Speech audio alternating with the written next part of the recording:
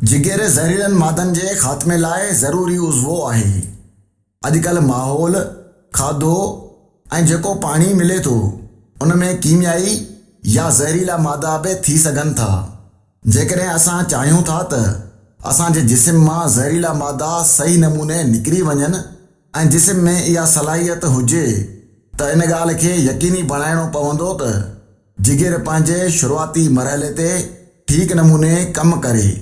जेकॾहिं ईअं न थींदो त ज़हरीला मादा जिगर में गॾु थियणु शुरू थी वेंदा ऐं उन जे नतीजे में सिहत जा मसाला पैदा थींदा ऐं पेट ते चर्बी गॾु थी वेंदी।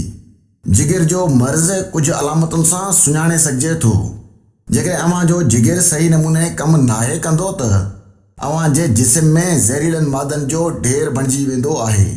अव्हां वज़न घटाइण लाइ कुझु बि नाहियो करे सघंदा, पोइ बि चर्बी घटिजंदी नाहे। जीअं जीअं जिगर खे नुक़सानु पहुचंदो आहे तीअं तीअं मसाला ऐं निशानियूं वधी वेंदियूं आहिनि। खल जो रंग फिको थी वेंदो आहे ऐं अखियुनि में फिकाण ज़ाहिर थियणु शुरू थी वेंदी आहे। डॉक्टर इन खे यरकान चवंदा आहिनि। जेकॾहिं जिगर खे कमु करण में वधीक टाइम लॻणो पवंदो आहे त जिगर वधीक गरम थी वेंदो आहे। गर्मी सॼे जिस्म में सफ़र कंदी आहे ऐं अव्हां गर्मीअ जे शिदत खे वधीक महसूसु कंदा आहियो। अव्हां खे पघर बि वधीक ईंदो आहे।